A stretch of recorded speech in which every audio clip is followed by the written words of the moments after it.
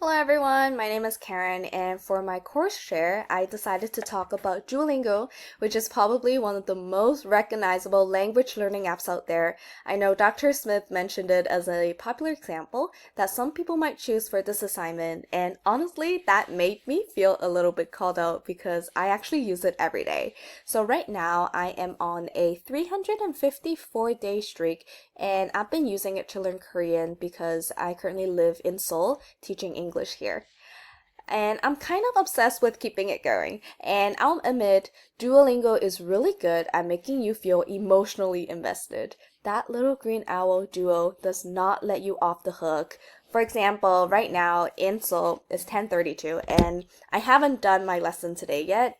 You can see here it's literally, oh, it's not showing. Okay, there is a timer that is counting down. Um, to tell me how much time I have before 12 to complete my lesson today. So I would say it's very stress inducing, but that's what makes it fun. It builds habits. I think that's one of the really good things about it, even though it kind of keeps you invested in emotionally, but at the end of the day, it does build great habits. It turns language learning into a routine, which is one of the hardest things to do, especially for self-study learners. In terms of the tool itself, Duolingo is web-based and works on PC, Mac, iOS, and Android. I primarily use the app just because it's very convenient and it's easily accessible. I can do it on the bus, in my office, at home, wherever I want, whenever I want. It offers over 40 languages and the lessons are short, gamified, and really easy to use.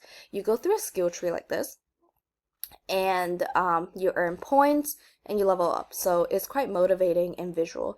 Every skill tree is a chapter. So right now I am on Unit 34, Section 3. So Chapter 3 for Unit 34, and the topic is apply for visa.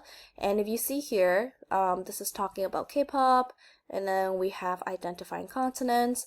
So all of these chapters have different topics that you can learn about. Each day you can do up to, well, there's no limit to how many lessons you can do.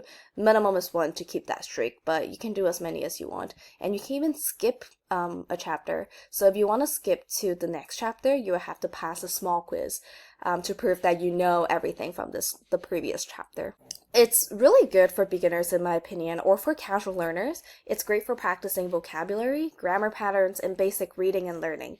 There's also speaking tasks too, even though the voice recognition is not perfect, but I think it does what it needs to be done, so it's okay. With that being said, it's definitely not a complete course. In my opinion, I feel like it feels more supplementary just because there's not much room for real life conversation practice or for deeper grammar explanations. It doesn't even explain grammar points explicitly.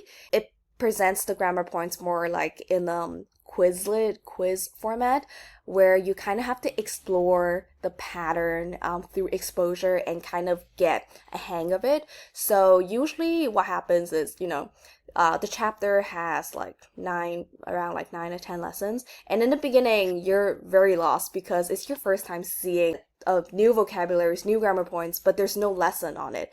So you kind of just have to learn through repetition and learn from the mistake. Because when you make a mistake, it tells you why it's wrong, but it doesn't really teach you that in the first place. So in my opinion, it's really good as a supplementary thing to do on top of something else you're already doing. So for me, I actually take Korean lessons twice a week with a Korean teacher. So this is really good as a side thing where it keeps me practicing new vocabularies or practicing grammars I already know on the side. This is definitely not a tool if you want to become fluent at a language, but more so if you want to become more familiar with something or expand your vocabulary. So yeah, even though Duolingo is kind of the obvious choice for language learning, casual language learning, I can definitely say from personal experience that it has its pros and cons. It doesn't work perfectly, but well enough to keep me learning every single day. So yeah, that is it for my course share today. Thank you so much for listening, and please let me know if you have any questions down below.